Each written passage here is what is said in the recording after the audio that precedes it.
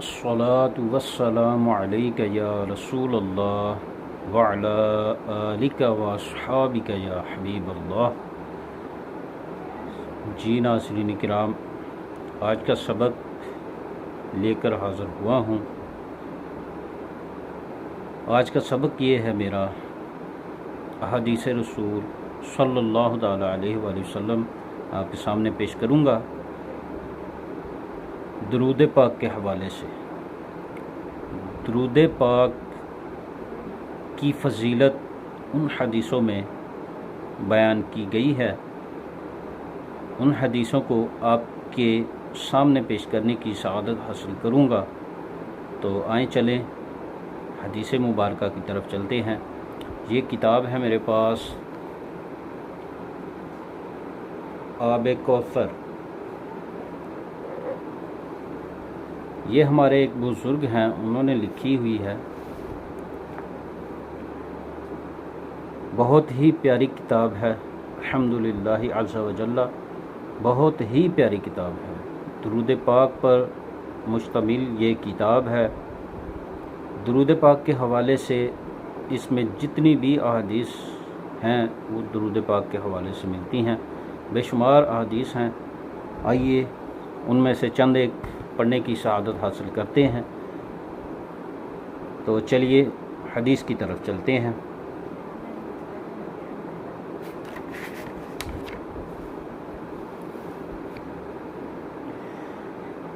صلی اللہ تعالی علیہ وآلہ وسلم، رسول اکرم شفیع معظم صلی اللہ تعالی علیہ وآلہ وسلم جلوہ افروز تھے کہ ایک نمازی آیا، اس نے نماز سے فارغ ہوتے ہی دعا مانگنا شروع کر دی کہ یا اللہ مجھے بخش دے اور مجھ پر رحم فرما۔ یہ سن کر نبی اکرم صلی اللہ تعالی علیہ وآلہ وسلم نے فرمایا، اے نمازی، تو نے جلد بازی کی ہے۔ جب تو نماز پڑھا کرے تو بیٹھ کر پہلے اللہ تبارک و تعالی کی حمد و ثنا بیان کیا کر جو اس کی شان کے لائق ہے، اور مجھ پر درود پڑھا کر اور پھر دعا مانگا کر۔ پھر ایک اور نمازی آیا اور اس نے نماز پڑھ کر اللہ تعالیٰ کی حمد و ثنا کی اور پھر درود پاک پڑھا تو سرکار دو عالم نور مجسم صلی اللہ تعالی علیہ وآلہ وسلم نے فرمایا، اے نمازی، تو دعا کر، تیری دعا قبول ہوگی۔ اس حدیث پاک کی شرح میں حضرت مولانا علی قاری رحمۃ اللہ تعالی علیہ نے نقل فرمایا کہ پہلے نمازی نے بغیر وسیلہ کے دربار الہی میں سوال کر دیا تھا، حالانکہ سائل کا حق ہے کہ وہ اپنی حاجت دربار خداوندی میں پیش کرنے سے پہلے وسیلہ پیش کرے۔ بہت پیارا وسیلہ ہے۔ جب بھی دعا مانگا کریں ناظرین کرام، جب بھی دعا مانگا کریں تو نبی پاک علیہ الصلوۃ والسلام پر درود پاک پڑھ لیا کریں۔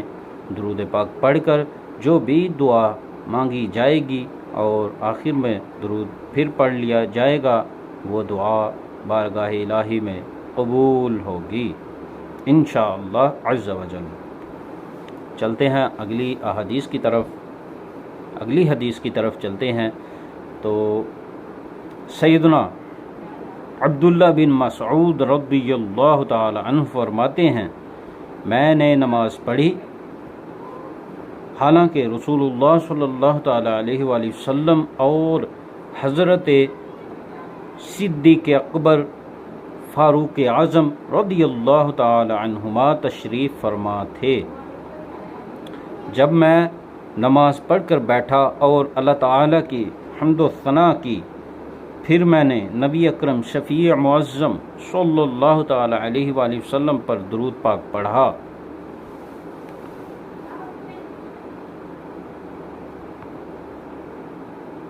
پڑھ کر دعا کی تو حضور نبی کریم صلی اللہ تعالیٰ علیہ وآلہ وسلم نے فرمایا تو مانگ تجھے عطا کیا جائے، تو مانگ تجھے عطا کیا جائے۔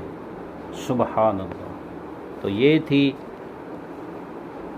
ایک دو حدیث